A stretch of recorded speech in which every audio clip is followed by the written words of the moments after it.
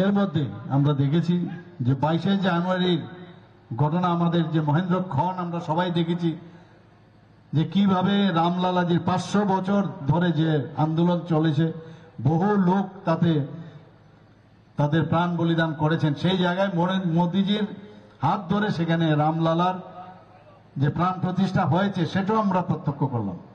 একটা সময় ছিল ত্রিপুরাতে নাস্তিকের, আমি সব জায়গায় যাই, একটা নাস্তিকের পরিবেশ সৃষ্টি করেছিল বিগত 35 বছর ধরে। সেই জায়গায় এখন আস্তিকের পরিবেশ চলে এসছে। ঈশ্বর ছাড়া কিচ্ছু হবে না, এবং ঈশ্বরের প্রতি যদি আমাদের সেই সময় আমরা যদি নতজানু হয়ে ওনার আশীর্বাদ নেই, তাহলে সবার কল্যাণ হয়, সেটা আমরা দেখতে পাচ্ছি। আমরা জানি রাম রাজত্বের কথা, আমরা বলি রাম রাজত্বের সময়ে সেখানে আইনের শাসন ছিল, মানুষের কোনো সমস্যা হলে সেই সমস্যা সমাধানের রাজ্য ছিল, দেশ ছিল। সেই মাননীয় প্রধানমন্ত্রীজি এই রামলালাজির প্রাণ প্রতিষ্ঠার পরে সেখানে সারা ভারতবর্ষের মধ্যে একটা আস্থার যে বিষয় সেটা কিন্তু প্রতিষ্ঠিত হয়েছে।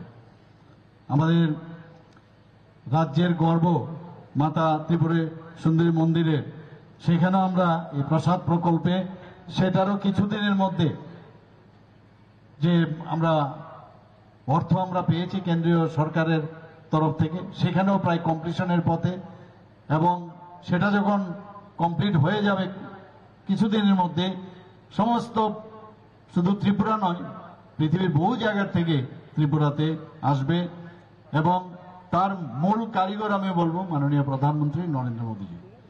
আমাদের 59 আমরা সবাই জানি এখানে তীর্থক্ষেত্র, দর্শনীয় স্থানের উন্নয়ন ঘটেছে, এবং আজকের এই শ্রী শৃঙ্গেরি বালাজি মন্দিরের উদ্বোধনী অনুষ্ঠান এসে আমি নিজেকে ধন্য মনে করছি।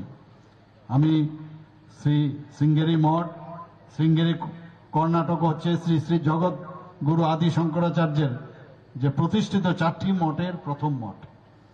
সমাজের সবার কল্যাণ, জগৎগুরু আদি শঙ্করাচার্যের ভাবাদর্শকে সমাজের সকল মানুষের কাছে পৌঁছে দেওয়া হচ্ছে এই মঠের প্রধান লক্ষ্য।